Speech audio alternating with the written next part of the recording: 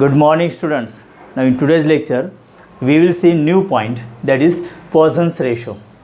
Okay, अब Poisson's ratio क्या होता है, इसका मीनिंग क्या है, स्टेटमेंट क्या है, ये पहले यहाँ पर लिखते हैं और फिर इसका मीनिंग हम क्लियर करते हैं. तो देखिए स्टेटमेंट क्या है यहाँ पर कि with in elastic limit the ratio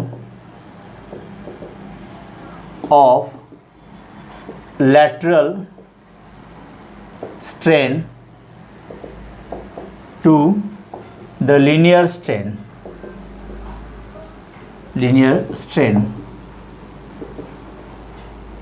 is called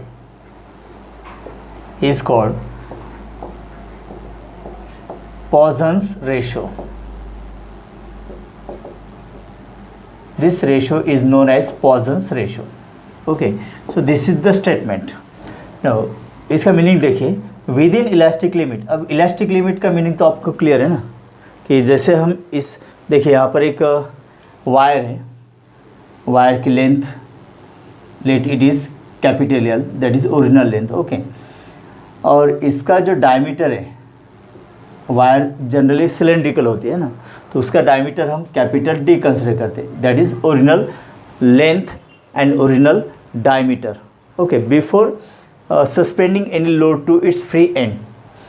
तो विद इन इलास्टिक लिमिट का मतलब क्या होता है कि अगर हम इसके ऊपर लोड अप्लाई करते हैं स्टूडेंट, चलिए इसका जो फ्री एंड है इसके ऊपर अगर हम लोड अटैच करते हैं इसको, यहाँ पर इसका मास है यम, तो डाउनवर्ड डायरेक्शन में फोर्स कितना होगा, that is equal to its weight, that is m ji.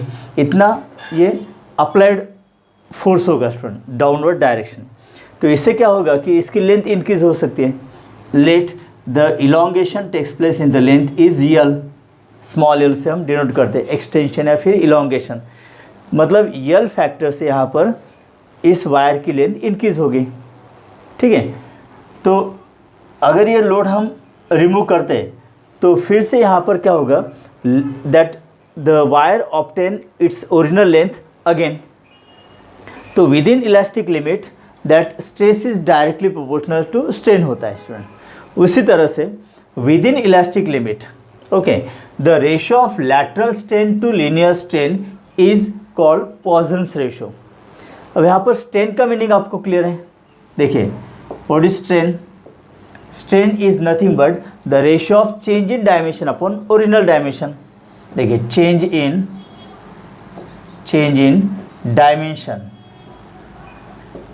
Dimension upon original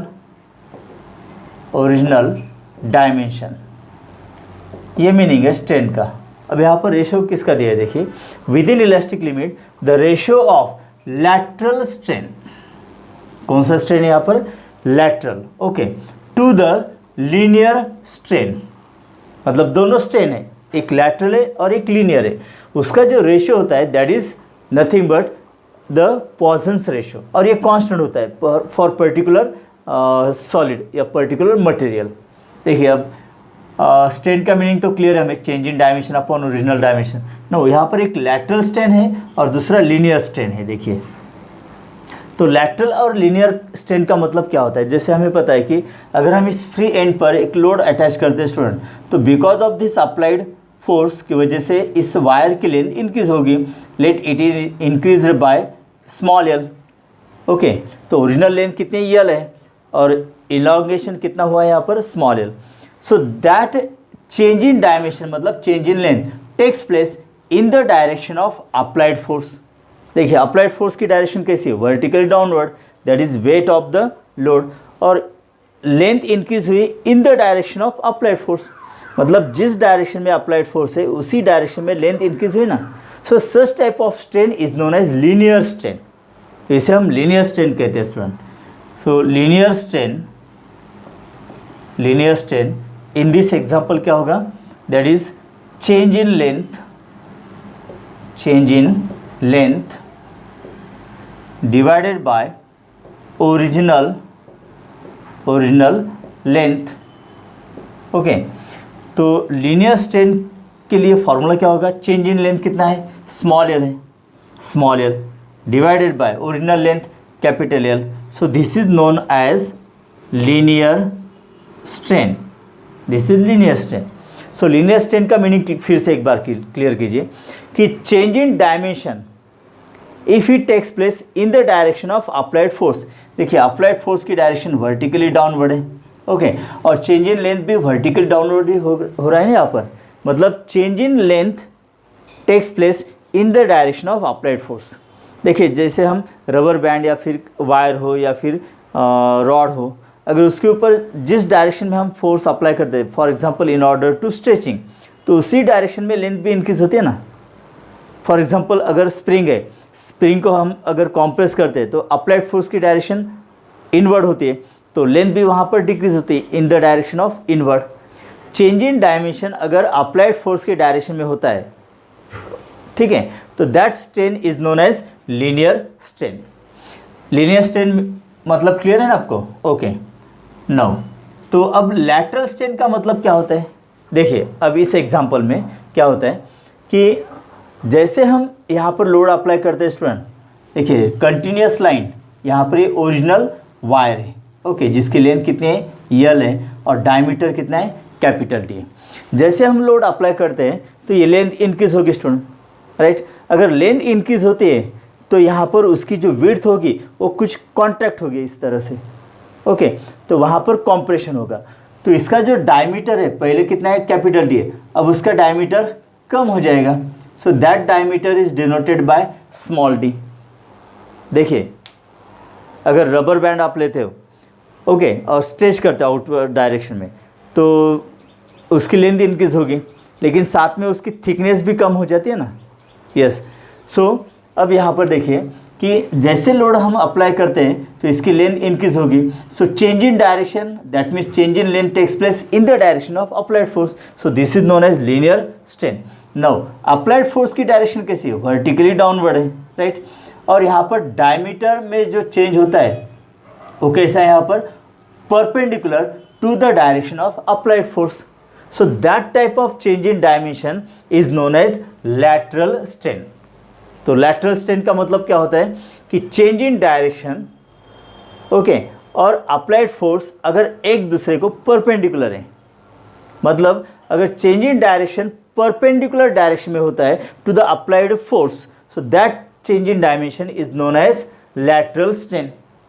okay, देखिए जैसे हम अप्लाइड फोर्स यहाँ पर अप्लाई करते हैं बाय कनेक्टिंग द लोड, तो लेंथ इंक्रीज होगी in downward direction, applied force की डायरेक्शन भी कैसी वर्टिकल डाउनवर्ड है, लेकिन जो थिकनेस यहाँ पर कम होगी, so change in diameter, okay, change in diameter ये कैसे हो रहा है, हॉरिजॉन्टल हो रहा है ना, so it is perpendicular to the direction of applied force.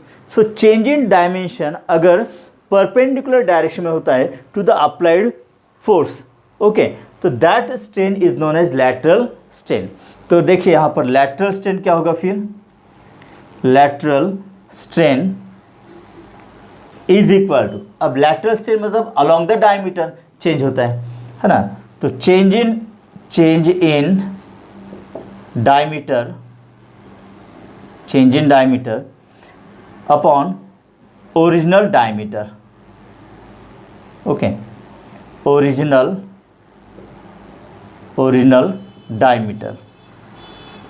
Diameter. जैसे देखिए अप्लाइड फोर्स की वजह से इसकी लेंथ इंक्रीज होती है, तो change in length upon original length, तो ये जो चेंज है यहाँ पर डायमेंशन में किस डायरेक्शन में हो रहा है, in the direction of applied force.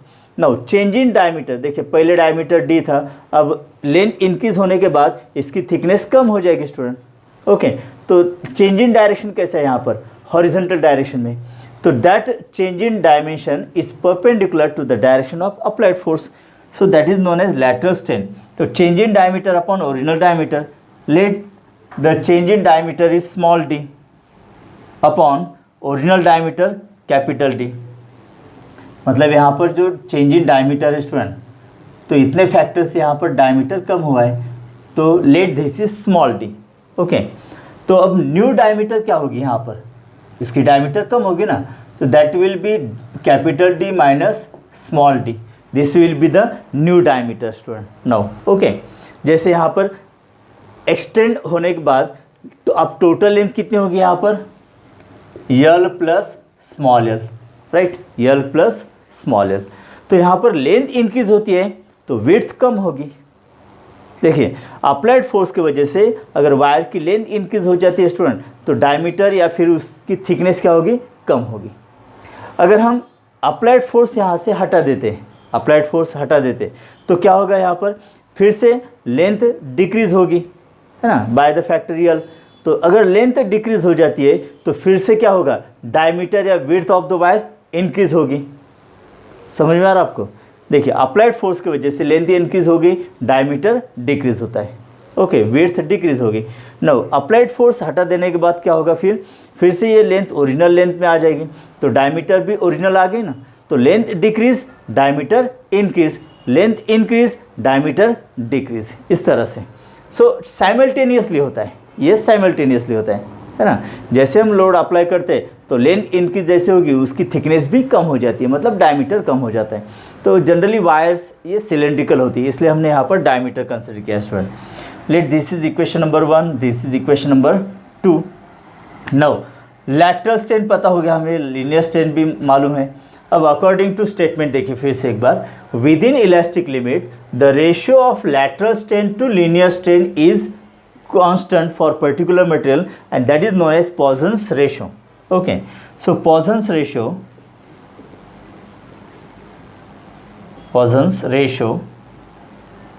is equal to lateral strain divided by linear strain, lateral strain divided by linear strain.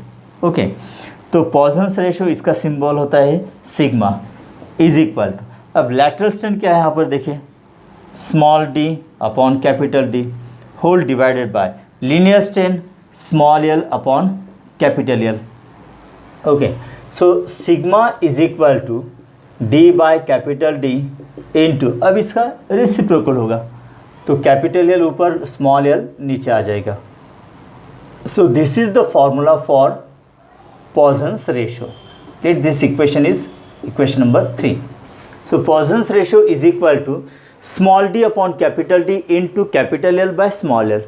Small d का मतलब change in diameter, capital D original diameter, capital L original length of the wire, small l change in length of the wire.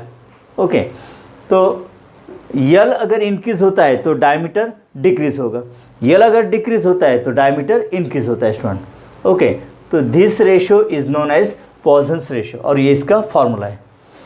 Now this is in terms of diameter, तो देखिए diameter is equal to double of radius. Okay, तो small d can be written as 2 into small are.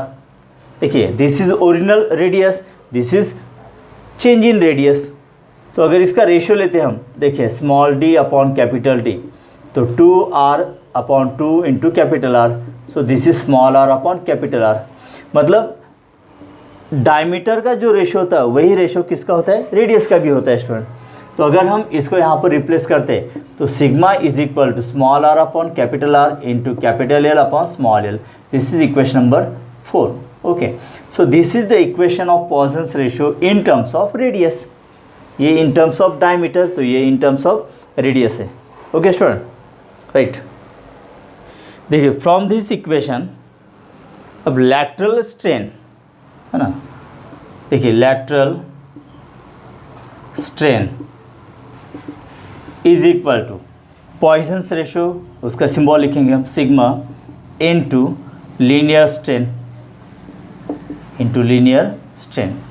Lateral strain मतलब small D upon capital D, मतलब change in diameter upon original diameter, is equal to sigma times change in length upon original length, that is linear strain. Okay, तो इसका मतलब क्या होगा कि यहाँ पर d बाई डी मतलब क्या होता है, lateral strain. Okay, d by capital D directly proportional to small L by capital L.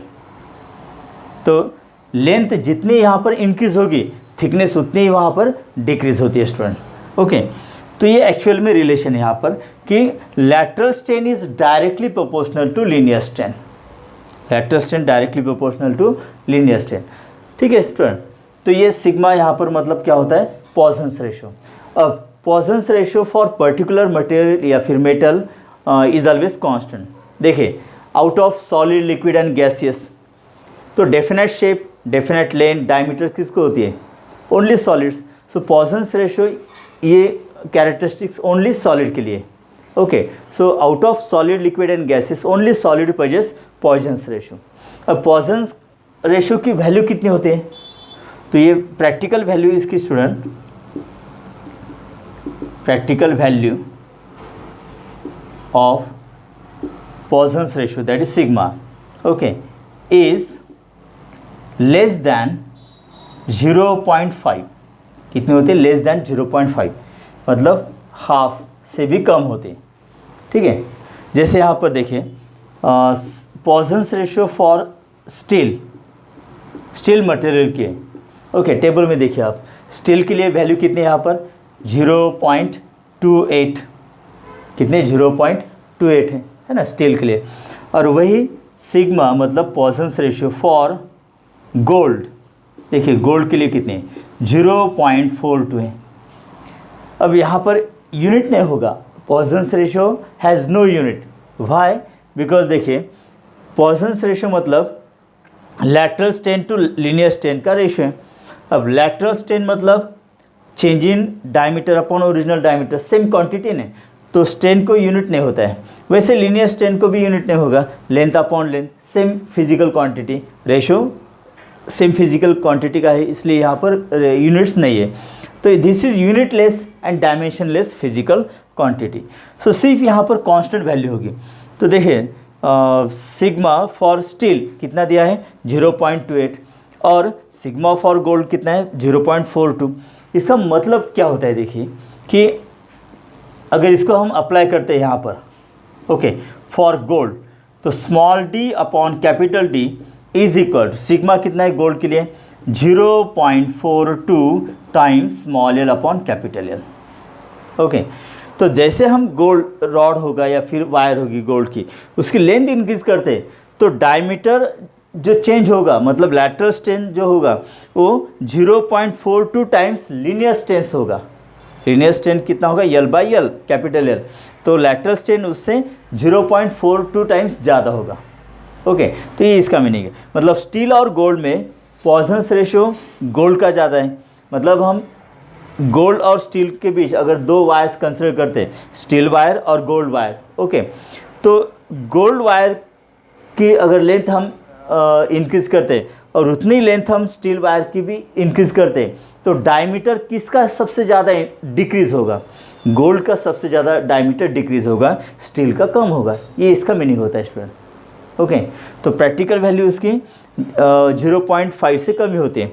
जैसे प्रैक्टिकल वैल्यू कितनी होती है? देखिए सिग्मा की वैल्यू 0.25 टू 0.45 के बीच ही होती है फॉर ऑल सॉलिड मटेरियल्स।